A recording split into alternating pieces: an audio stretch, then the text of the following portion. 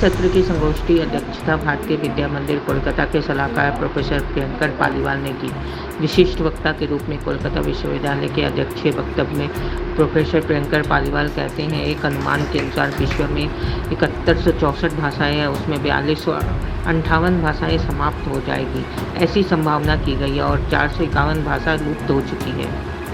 हिंदी विभाग के प्रोफेसर राजश्री शुक्ला ने कहा, हिंदी को शक्ति कहकर संबोधित किया है। उन्होंने कहा है कि अपने संघर्षों के माध्यम से ही हिंदी आगे बढ़ाने की शक्ति ग्रहण करती है। शंकर चौबे ने हिंदी में संपादकों की भूमिका पर अपनी बात रखते हुए पत्रिकाओं में हिंदी के महत्व का विवरण प्रस्तुत करते हैं। डॉक्टर अमरेंद्र कुमार शर्मा हिंदी में टैगोर और गांधी की भूमिका पर अपनी बात रखते हुए कहते हैं कि हिंदी को किसी भी तरह से बांधा या बांटा नहीं जा सकता। हिंदी पूरे देश एवं पूरे विश्व की भाषा है।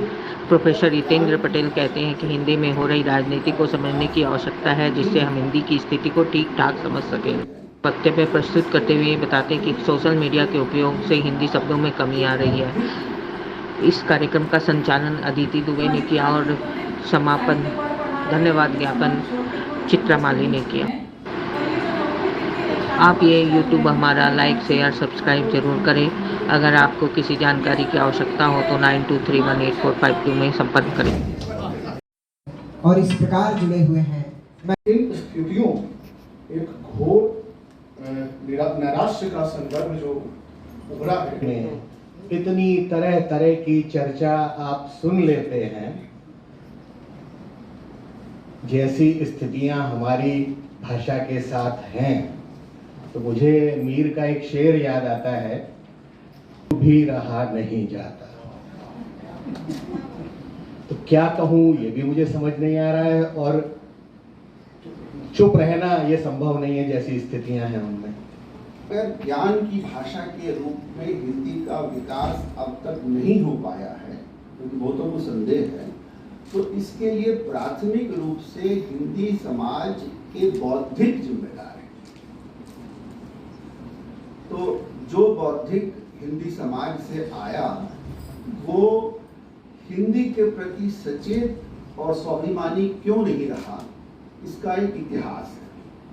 और मेरी मुख्य बात यह है कि इस हिंदी को ज्ञान की भाषा के रूप में विकसित न होने देने की जो कल्चरल पॉलिटिक्स है, उसकी चर्चा किए बिना हम हिंदी संयुक्त राष्ट्र जैसे मंचों पर हिंदी को मान्यता मिल रही है, कि हम सब के लिए गर्व का विषय है।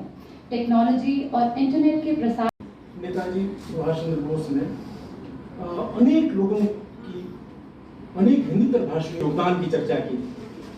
जैसे उन्होंने भूदेव मुखर्जी का उल्लेख किया उसी वक्तव्य में, कि भूदेव चटर्जी का उल्लेख किया, रामानंद चटर्जी जो प्रवासी के संपादक थे और हिंदी में जिन्होंने विशाल भारत निकाला।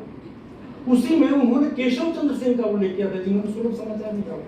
उन्होंने श्याम सुंदर सेन का उल्लेख किया था, जिन्होंने हिंदी में पहला दैनिक समाचार पत्र निकाला था 1854 में, समाचार सुधावर्षण, और वह द्विभाषी था।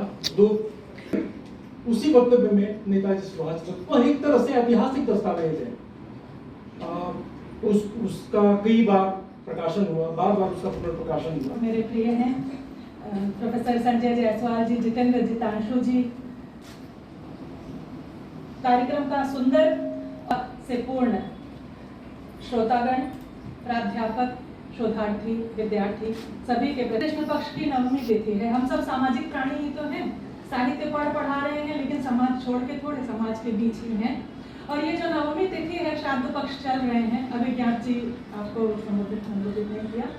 ये जो नवमी तिथि है, ये मातृशक्तियों की, मैं तो श्राद्ध को श्रद्धा के रूप में देखती हूँ, मातृशक्तियों के प्रति श्रद्धा व्यक्त करने की तिथि है। सभी मातृ नवमी भी कहते हैं, है ना।